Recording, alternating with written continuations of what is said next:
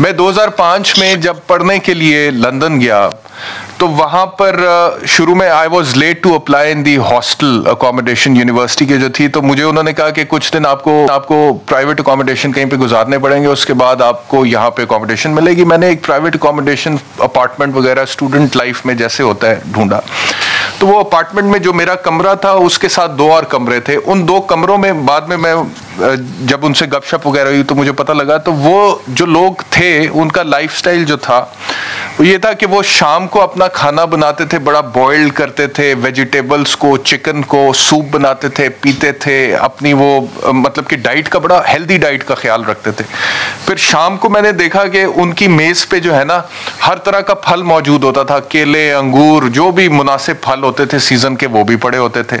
फिर उनमें से एक बंदा जो था वो किताबें पढ़ने का भी शौकीन था और उसकी एक छोटी सी लाइब्रेरी भी थी।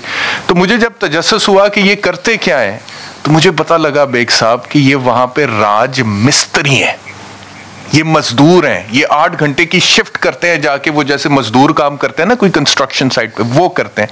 तो ये भट्टी साहब की बात बिल्कुल दुरुस्त है कि वहां पे जो लाइफस्टाइल अदरवाइज है उसका मुकाबला तो नहीं करता ना हमारा यहाँ पे गरीब आदमी। तो पेट्रोल की कीमत चाहे निस्बतन कम होगी लेकिन लोगों की चीखें तो फिर भी निकल रही हैं।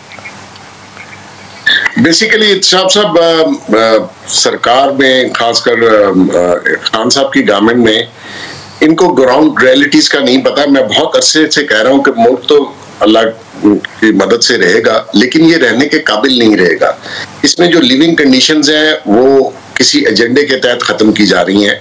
और ये कहना कि जी हेल्थ कार्ड है या वो जो एहसास प्रोग्राम के तहत खाना मिलता है, अब ये चाहते हैं कि सब लोग उस हेल्थ कार्ड के जरिए जिंदा रहें और उस खाने के जरिए जिंदा रहें जो ये फ्री में इनकी वैन्स बांटती हैं। थोड़ा सा मकसद ये है कि हमें यूरोप की, स्कैंडिनेवियंस की, अमेरिका की, लंदन की मिसालें देते हैं और खान साहब कहते भी हैं कि मेरे से ज्यादा इंग्लैंड को कोई नहीं जानता। तो फिर इनको पता होना चाहिए कि जो महज़ब कंट्रीज हैं, आप इंग्लैंड की मिसाल ले लें, 38 ईयर्स में दूध की प्राइस नहीं बढ़ी, अंडों की प्राइस नहीं बढ़ी और ब्रेड की प्राइस नहीं बढ़ी। मैं आपको गारंटी से कहता हूं कि ये जो 4-5 एसेंशियल आइटम्स हैं ये पाकिस्तान से वहां सस्ती हैं और किसी को शक है तो जाके देख ले।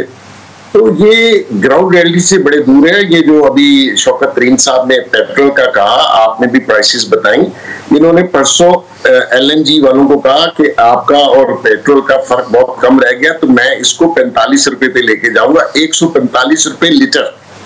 अब आप बताइए कि जब गवर्नमेंट अभी ये गैस की प्राइसेस भी बढ़ा रहे हैं 4 महीने और 5 महीने के लिए सर्दियों में, तो मकसद ये है कि आप महंगाई खुद कर रहे हैं, जानबूझ के कर रहे हैं। आप इस वक्त पर लीटर 30 रुपए लेवी है और उसके ऊपर 17% टैक्स है, 44.80 पैसा पर लीटर सरकार कमा रही है। जी जी। तो अब सरकार तो वो जो बर्डन है वो टोटल अवाम पे डाल रही है ना जी। हालांकि ये रियासत मदीना की बात करते हैं, वो फ्लाई रियासत होती है जहां पे जो गरीब तबका है आप उनको सपोर्ट करती हैं, सब्सिडाइज करते हैं, उनके ऊपर टैक्स उस तरीके लगाते।